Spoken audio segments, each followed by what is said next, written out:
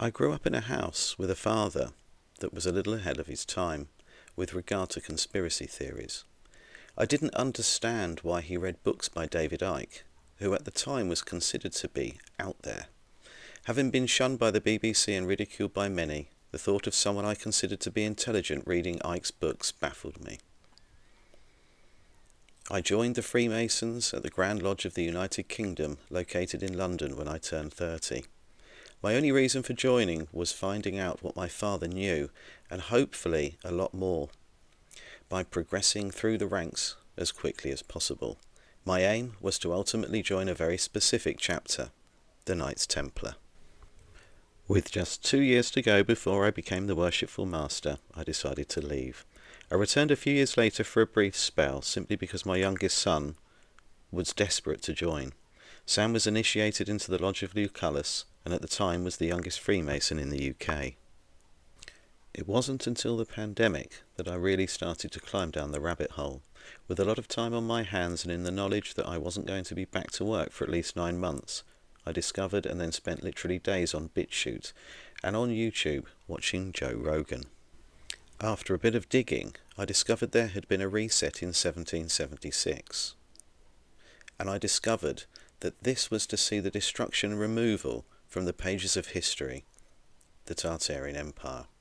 The more I looked into this reset, the more often I would see the names Max Igan and John Levi appear. I then started to search offline too, and to my surprise found several books on eBay and in second-hand shops that actually mentioned a place called Tartaria. Fast forward 4 years and I'd built a modest library. In fact, some of the books I have contain maps that shouldn't exist, with races of people and flags and religions too I'd never seen before. So armed with this information, I made some podcasts, then started a group on Facebook, and quickly learned I wasn't alone. In fact, thousands of people across the world had been researching the very same thing. So to help others understand what's happening right now and to serve as a warning, in the hope we can prevent another reset, I decided to put pen to paper. The more backwards in history we go, the more advanced civilizations actually seem to be. Almost 250 years ago, just before the Great Flood of 1802, there was a great reset. This plunged humanity back into the Stone Age, concealing all of the knowledge possessed at the time. This knowledge is considered today to be pseudoscience or occultist, and is linked to an empire you might not have heard of, the Tartarian Empire. Some researchers and historians propose that the Dark Ages never actually happened, and that credit has been given to the Greeks and Romans for many of the magnificent buildings we see today, therefore removing any trace of the Tartarian people. I highly recommend reading Anatoly Fomenko's book called The Issue with Chronology. However, it is the first of 22 books he wrote on this subject, so you might need a lot of free time. Isaac Newton also researched the alternative timeline during the last years of his life, but his book The Chronology of Ancient Kingdoms Amended was discounted by mainstream historians. The basis of their work is that there have been phantom events, dynasties and people, often repeated throughout historical narratives. They claim that this was done by Scaligerian chronologists, such as Joseph Gallagher. Gallagher was a Jesuit and is responsible for the timeline we know today. Just think about it for a moment. The hundreds of temples and cathedrals around the world, built with perfect symmetry and aligned to true north, often Orion's belt too, apparently built by hand and with stone tools.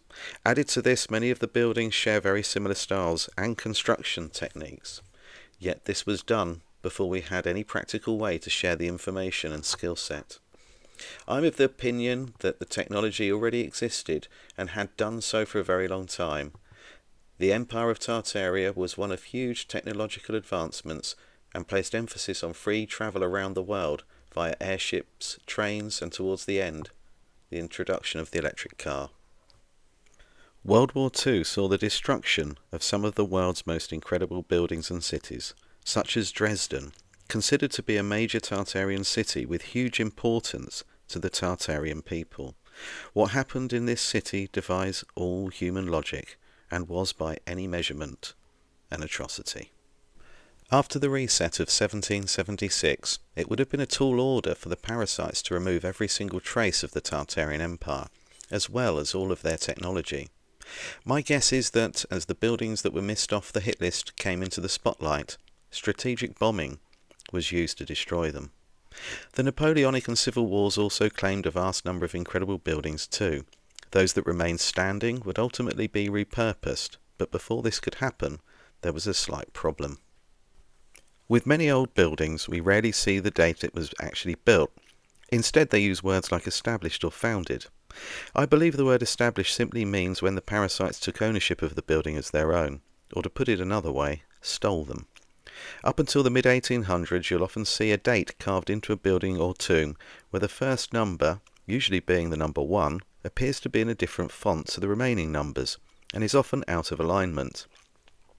This is because prior to then, the Tartarians put the letter J or I in front of the date of construction, representing the year of Lord Jesus, Isis or Isa in Islamic countries. This meant that the Vatican and the parasites would need to either state that the J or I is the number 1, or add a digit to the start date to give the impression that the year was 1,000 years later than it actually was constructed. One interesting place well worth further investigation is the city of Manti in Utah. In October 1852, a speech was delivered by Heber C. Kimball, a leader in the Latter-day Saints movement, master Freemason, and holder of the York Rite degree. During this speech he said, "Those brethren in Iron County, and those that are still at Coal Creek, pretty much all of them, are ironmongers. They were the first to go into the iron and coal business and leave their farms. There are somewhere in the neighbourhood of 200 acres of land under cultivation in those valleys that you can have the privilege of purchasing or cultivating for the time being, until you can make farms for yourselves. In the city of Manti, half of the houses are vacant. There are houses enough empty there to accommodate 50 or 100 families. In Iron County, also there are similar advantages." To conclude, most of what we know about history and the cause of wars and catastrophic events over the last 250 years is wrong. From the Napoleonic War to 9/11, everything that has happened for a very specific reason, and it's important to understand and maybe even research it yourself to prepare for what is coming, the next great reset. The Tartarians are known by several names, but more commonly as the Tartars, and in the Northern Hemisphere, the Tartarians. The regions, countries and continents under their control, as well as those that shared their technology and way of life, also went by several different names. The empire encompassed Russia, most of Asia, and spanned across the world as far away as the east coast of America. The population of the Tartarian Empire in Russia and Asia was estimated at 8 million alone. In fact, the Mongolian Empire was originally known as the Tartarian Empire, and was renamed to hide even further the most powerful empire that ever existed. There are, however, still plenty of books in circulation that refer to the Tartarians and their empire too.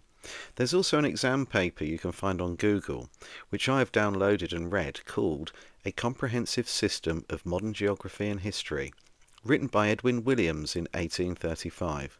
This was used throughout universities across America for many years. Tamerlane was one of the most celebrated kings of Tartar, and ruled from 1370 to 1405. During his reign he conquered Persia, Turkestan, most of Russia and Hindustan. He sacked Aleppo, Baghdad and Damascus, and went on to conquer Syria and Asia Minor. The capital of the Tartarian Empire was Samarkand, and each region was governed by a Khan or prince of its own kind. Their ethos was heavily focused on spiritual growth, healing using frequency and vibration, not just the people but animals too, as well as the advancement in technology and later free world travel. They practiced feng shui when constructing the most incredible buildings, ensuring they aligned with ley lines. It is thought by some that one particular group of Tartarians were what's known as breatharians, a being that does not rely on eating food for sustenance, rather getting its energy from the ether in the same way a plant or a tree does. This is possibly why we don't see any sewer systems or waste treatment plants in old world buildings and cities. They had a universal language, which some state was based upon Arabic and Sanskrit, and others state that they spoke Scythian.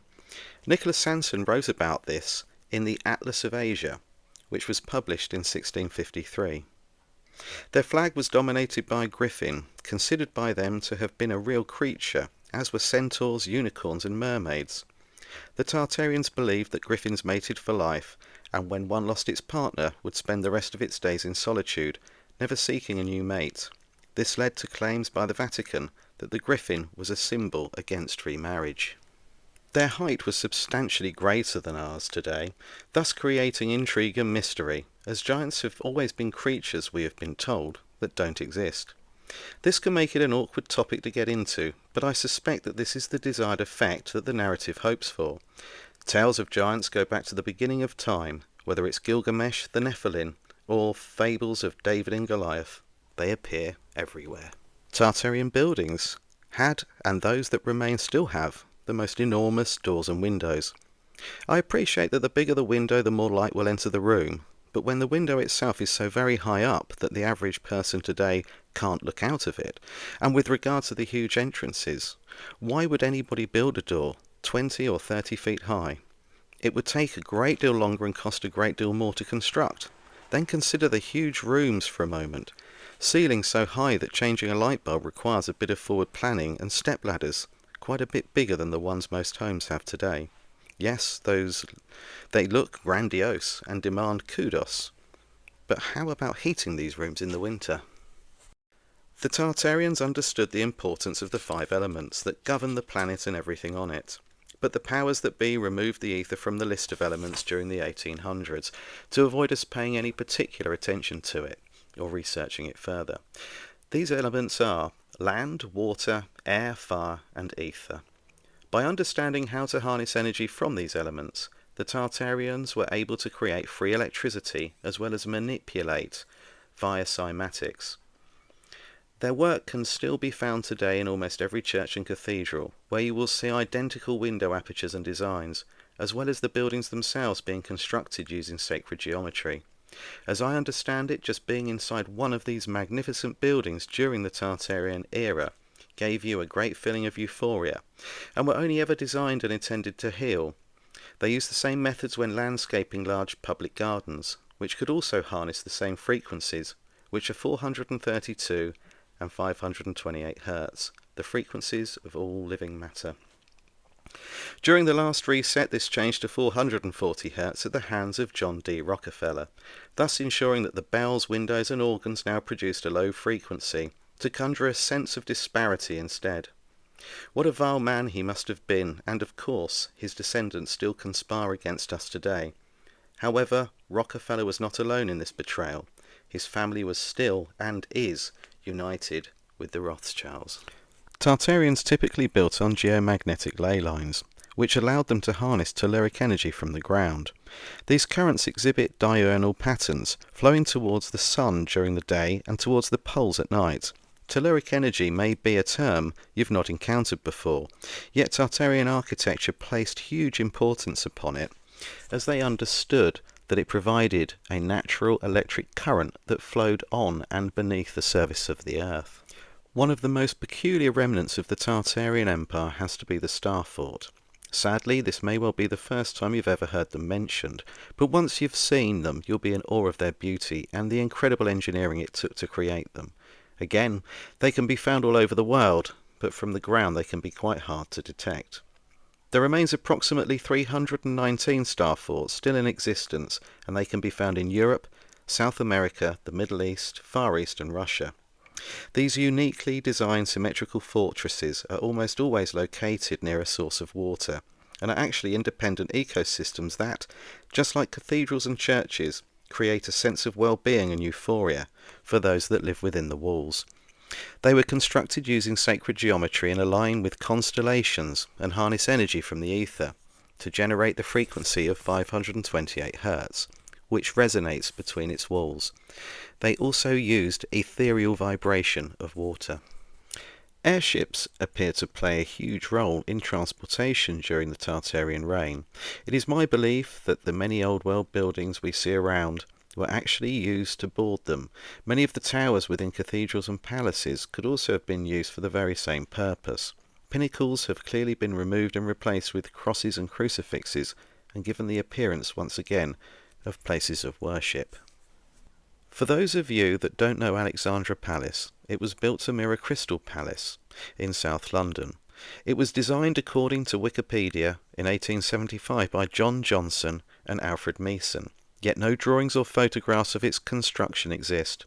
Many people actually state that they were told by their ancestors that a palace stood there for a very long time before this. However, the place we know today officially opened in May 1873, and they claim it was constructed by salvaging the demolished London's World Fair of 1862. According to the narrative, the blueprints were drawn up by Owen Jones back in 1859, yet nothing exists to corroborate this. When opened, within 16 days a fire broke out and most of the building was destroyed. It then took a further 2 years to repair and reconstruct it. My suspicion is that the first visitors saw and questioned things that looked out of place. In fact, as it was originally supposed to be a place for education and culture, many theorists believe it was closely linked to the Great Library of Alexandria in Egypt. Alexandra Palace had numerous Egyptian sculptures and artifacts inside. It also had a railway station that closed in 1954 due to lack of funding, which I find hard to believe. As well, it had an organ consisting of 12,000 pipes and 46 ranks, enabling it to achieve any frequency, as well as vibrato and tremolo. Why a building other than a place of worship would have such a device is again a mystery. It also had the most incredible stained glass windows, which appear to have been bright crystal once upon a time, but after the fire they were replaced with dull glass. Its windows are all cymatic in design, just like any Tartarian centre of healing, and of course, it sat on a ley line. There are numerous UNESCO sites that have a history that doesn't seem to make much sense, but it's specifically Tartarian buildings that interest me the most. For one, they are far more commonplace, as their architecture can still be found in every town and city today.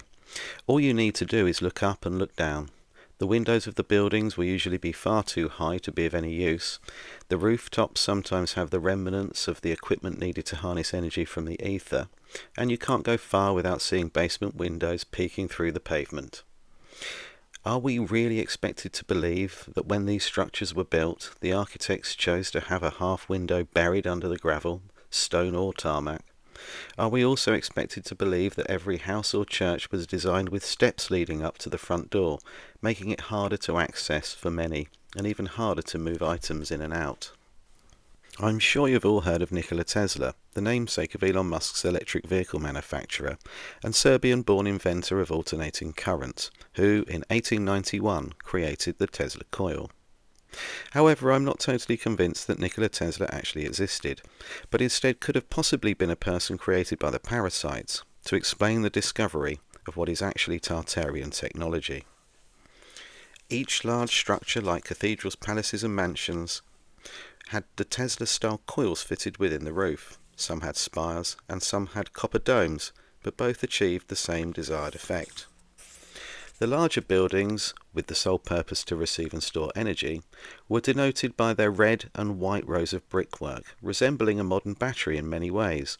In fact, the pigment in the red bricks can actually store and conduct electricity by triggering a chemical reaction in a similar way to how rust is produced. The Tartarians were also innovators of travel and connected electricity they harnessed to a network of metal grids under the city roads. This enabled them to run trams without the need for overhead cables and didn't have the restriction or danger of tracks. Masters of the sea, they also knew that salt water created electrolysis, which conducted an alternating current. When harnessed in a similar way to the buildings, this generated electromagnetic energy, known as magnetricity. This could not only power the lighting and other facilities on board, but could also power the ship too. It was clean and in endless supply. Tartarian technology doesn't stop with free electricity and free travel, not by a long shot. They actually also invented dozens of groundbreaking concepts, like wireless heating, airships, moving sidewalks, mobile telephones, electric scooters, electric cars, robots, and anti-gravity craft. To heat a Tartarian home was quite simple, and the original purpose of the chimney was very little in common than those of today. Each fireplace had 2 goblets or poles either side of the opening and a metal backplate made from radium. They didn't burn fuel of any type.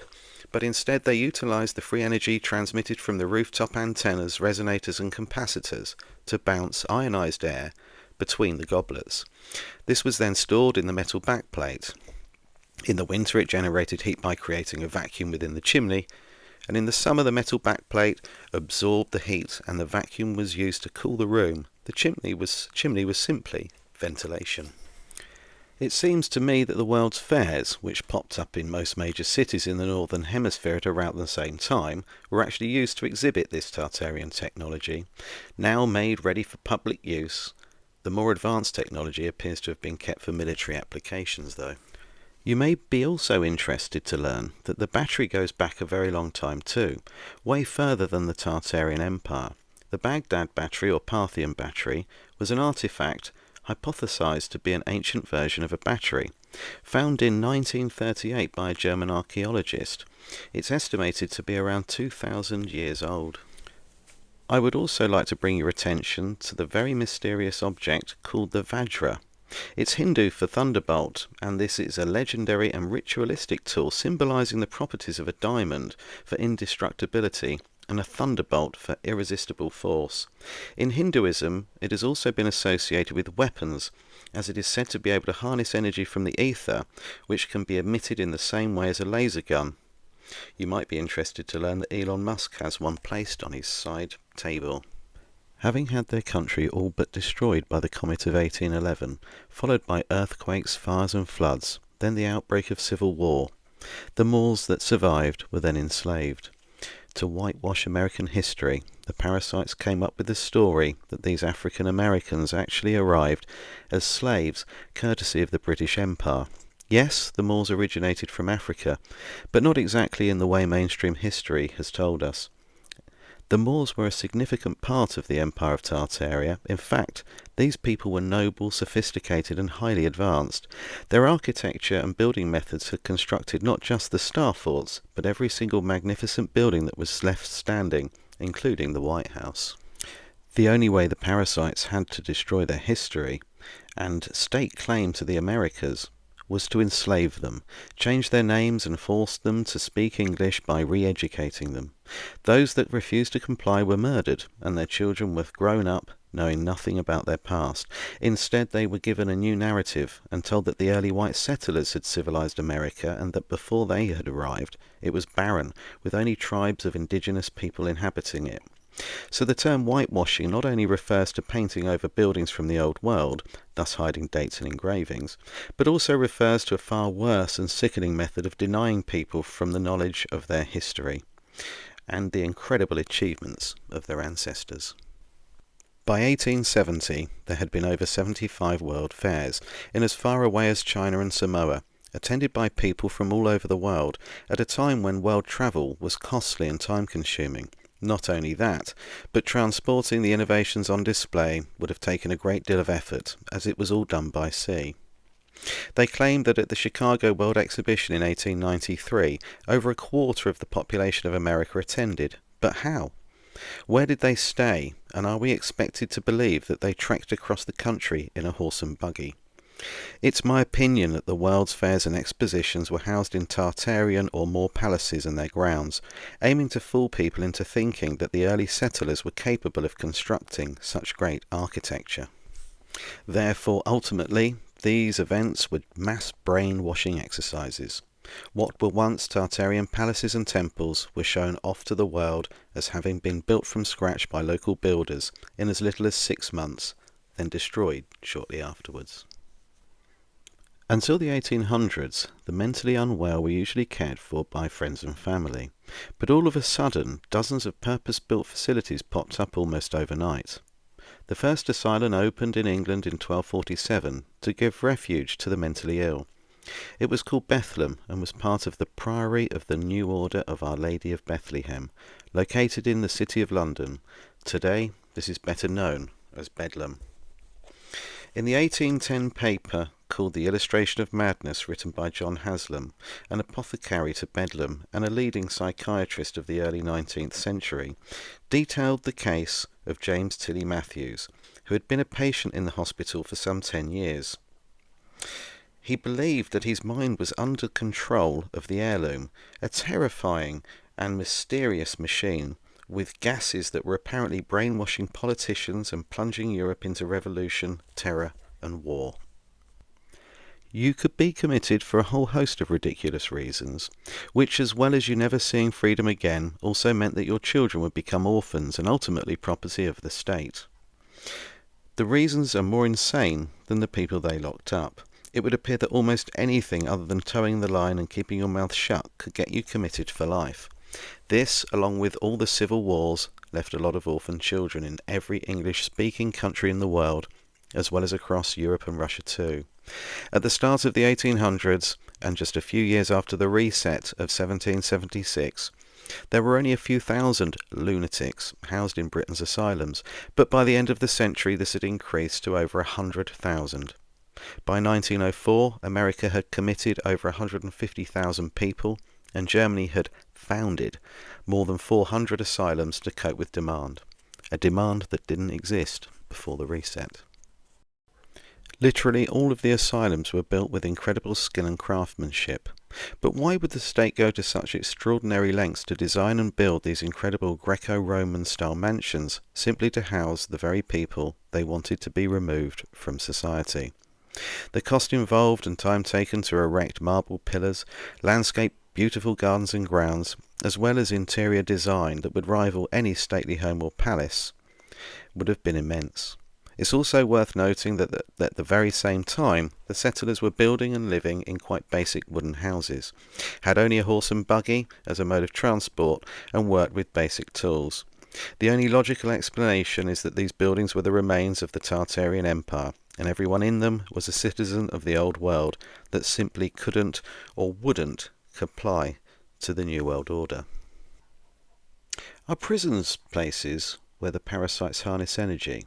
I'm not just talking about the buildings themselves, which share the same esoteric features as other Tartarian structures like the asylums. But what about the people held inside? If we're all energy, then this is surely possible. Two of the most notorious prisons in England are Strange Ways and Wormwood Scrubs, which opened in 1868 and 1875 respectively, and just like the asylums were clearly very well constructed by skilled stonemasons and craftsmen. The entrance of Wormwood Scrubs is truly majestic, and as with many Tartarian buildings that stored energy, it's built using red brick with white detailing, which represents a battery. Once inside, the chapel is incredible, with the most beautiful artwork painted directly onto granite walls depicting the apostles, as well as the marble and church pipe organ that is a work of art in itself. It's an extraordinary length to go to house criminals. It would have cost an incredible amount of money and taken a very long time to design and construct.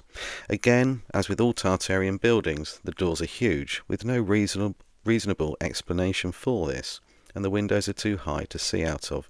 It's also worth pointing out that wormwood is the name of a product that is used to kill parasites. Orphanages didn't really peak in demand or necessity until the end of the 1700s and start of the 1800s, when there was an actual boom in homeless children. A widow would almost always lose custody of their child following the death of their husband. With so many ridiculous reasons you could be committed for, it was an inevitability, if you were a widow, that your children would end up orphans sooner or later. Again, the orphanages themselves were the most magnificent buildings, identical to the asylums and prisons, with that Greco-Roman style architecture. The Oddfellows took control of the orphans in the heavily populated city of New York in 1853, and created their very own educational system. The greatest showman in the world, P.T. Barnum, was given the task of how to distribute these children across the country. Barnum then conspired with Charles Loring Brace to start placing out these children using the railway networks, which sent them to the Midwest in what's known as the orphan train movement. Given an identification number similar to a passport, children were bought, sold and auctioned off into slavery. They then went to work on farms, inside the mills, mines and as chimney sweeps too, ultimately replacing the Tartarian and Moorish adults that had been killed off, living in extreme poverty or committed to the newly established asylums. Between 1854 and 1929, an estimated 250,000 children were transported by train from New York and Philadelphia. At the same time, Britain was actually exporting children to Canada, with numbers estimated to be over 100,000. In addition to this, a further 150,000 Aboriginal and Native Canadian children were sent to orphanages and foundling homes too. Italy received 425,000 infants from Great Tartaria between 1852 and 1860.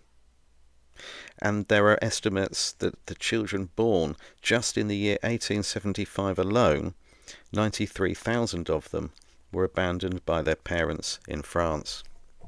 However, as shocking as these figures are, nowhere has such a huge number of orphan children as Russia, the former capital of the Tartarian Empire. By 1920, this country had approximately 7 million children living on the streets or in abject poverty. Foundling homes in St. Petersburg and Moscow began to receive 10,500 children a year from across the Tartarian Empire. When you search for the term Cabbage Patch Babies online, you will often see repopulation and cloning too. There is a very good reason for this. But first of all, we're going to go back to the time of the first narrated film ever made in 1896 with Alice Guy. She was a pioneer in French filmmaking and born in 1873. She will be remembered as the first person to make a narrated silent movie, and not only that, but she produced, acted and directed in it too. Rather disturbingly, her debut movie was called The Fairy of the Cabbages. In this film, which I recommend you take a look at online, the fairy picks newborn babies from cabbages in the garden, then places them on the ground. The babies are actually picked up by their limbs and are clearly in distress, crying and screaming throughout the entire process. This was followed by Midwife to the Upper Class in 1900, and both can be found on YouTube, despite previously having been lost for many years. Apparently, Alice was inspired to make these films after seeing the baby incubators at the World's Fairs, where Martin Cooney, of German Jewish descent, and known as the Baby Doctor, had presented the very first incubator to the public at Berlin in 1896. Apparently, Cooney actually took the children on loan. At the British Empire exhibition in 1924, the babies were borrowed from hospitals in Paris, and in America they came from hospitals in New York. Many of the parents of these children were told that they were stillborn or had died shortly after the birth. To make matters worse, and even more shocking, the babies on view in these incubators were actually for sale. During the same period, postcards with images of babies sat in cabbage patches, as well as them being offered for sale, started to appear in Germany, then spread across Europe too. Some postcards also displayed images of babies being fished out of rivers and streams, hatching from eggs, as well as arriving on trains or by stalk. These postcards became extremely popular and are said to have inspired artists like Salvador Dali. Several actually state quite clearly that the babies are for sale, which is why they have become known as repopulation postcards. At the same time, infants were also being delivered by mail and would actually arrive with postage stamps attached to their clothing. When researching the subject, I found this particularly hard to believe, until I looked online and saw that in 1913 this was absolutely the case. Many theorists on this subject believe that they were cloned, and whilst it is well known that this is possible today, was it back then? I often wonder what scientists that cloned Dolly the sheep in 1996 did next. What would you do? Did they simply pack away their equipment and conclude their research there and then? Or did they try something else next? The Industrial Revolution actually took place over a period of 80 years, spanning from 1760 until 1840, and the spinning jenny will almost always be the first invention that's mentioned.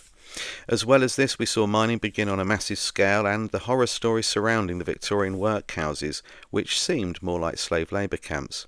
In all cases, it's the children that appear to be doing the majority of the work. I would like to know where the adults are. Many Tartarian researchers refer to these places as reset labour camps and suggest that this is where children that came from parents of the old world, or those that knew enough about the previous civilization to be a problem, were sent to suffer. When you consider that you had a better chance of your horse winning at the Derby than surviving a week working in one of these places without being injured, it's not surprising that they are looked upon so dimly.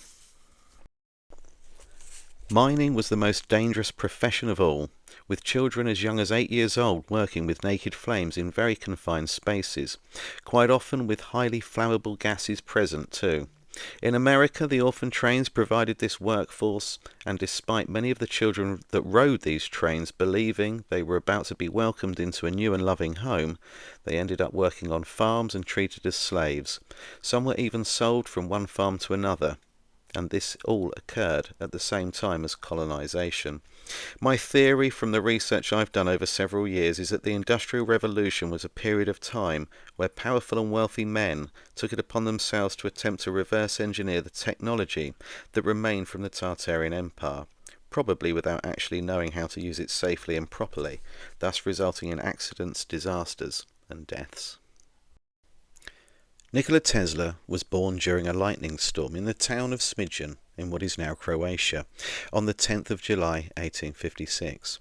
He was the fourth child of Duca and Milutin, and halfway through her labour, the midwife proclaimed, "This child will be a child of darkness," to which his mother replied, "No, he will be a child of light." At just 5 years old, he witnessed his brother fall from a horse and subsequently die as a result of the injuries. This would haunt him for the rest of his life. During his childhood, he would often see visions with flashes of light, which would cause confusion, enough for him to sometimes not be able to tell the difference between what was real and what was not. These visions enabled Tesla to imagine the most incredible creations in such specific detail that he never needed to actually document them onto paper. He said in publications like The Electrical Experimenter, "Invariably, my device works as I conceived it should, and the experiment comes out exactly as I planned it. In 20 years there has not been a single exception." He credited his mother for his interest in inventing, and Duca actually invented small household appliances as a hobby, and had an incredible memory, which gave her the ability to recall an image from her mind. This gift she clearly passed down to her son. His father was a priest, and had always wanted him to follow in his footsteps, but Tesla's only interest was in engineering. Tesla had become obsessed with getting rid of the wires needed to transport electricity from one place to another, and in 1891 he introduced the Tesla coil to the world. Using resonance, the coil could amplify low voltages into much higher ones, and in fact it was able to amplify them into enormous voltages, and by emitting very high frequencies, the Tesla coil could actually illuminate a light bulb wirelessly. Tesla wanted to use this technology to transmit electricity wirelessly to every corner of the world. To do this, he decided that lightning would be the best method of harnessing energy. So in 1899 he left New York and relocated his laboratory to Colorado Springs, enabling him to work in secret and away from the prying eyes of Thomas Edison. He then set to work in building, or in my opinion recreating, the antennas we have seen on photographs of the old world Tartarian buildings. He was now using energy gathered from the ether. In 1908, most scientists believed that this was actually possible to achieve, along with many of the people that have researched the work of this great man, myself included. But with the financial backing of Morgan now gone, Tesla's vision of transmitting wireless energy lay in tatters. Added to this, in 1917, further rumours started to spread about Wardenclyffe being used by German spies, resulting in the tower being demolished. All of this had a very significant impact on both his mental and physical health. Now almost bankrupt, he became a recluse and spent almost his entire time hidden away in rooms 3327 and 3328 on the 33rd floor of the New Yorker Hotel, where he started breeding pigeons. In fact, he stayed in these rooms for the next 30 years. Then, as World War II reared its ugly head, Tesla announced his creation of the death ray. This weapon could send a beam of energy at a speed of 36,000 miles an hour. It could be configured to generate a defensive shield around an entire country or continent. so all he needed now was a new financial backer.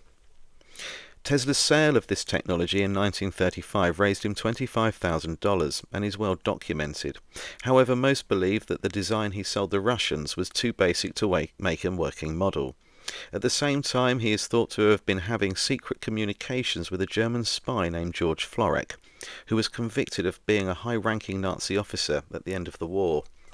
He then offered the very same information to the US military, but 3 days later, on the 7th of January 1943, he was found dead in his hotel room and never made the meeting. Upon his death, Tesla's room was almost immediately accessed by several key figures, including John G. Trump. Oddly enough, Trump and Bliss Fitzgerald went on to research the very same technology for the military, along with several other inventions Tesla had been working on. Nikola Tesla never married, nor did he have any romantic relationships during his 86 years. He chose to remain celibate his entire life and only slept for 3 hours a night. He believed in the existence of extraterrestrial life and had a strange fascination with pearls. His only flaw appears to be his lack of business acumen, but perhaps he just had a little too much faith in human nature. One thing is for certain, if Nikola Tesla did exist and created these inventions, he single-handedly changed the course of history and life as we know it. Either that, or was the genius we know and love reverse engineering this antiquitech from the Tartarian Empire? If it is the latter, then how did he manage to get hold of it? Well, I hope you've enjoyed hearing a few paragraphs from some of the chapters of my book. If you'd like a signed copy, please get in touch. You can email me or message me through YouTube or my Facebook group of the same name. The book's also available on Amazon. Thank you.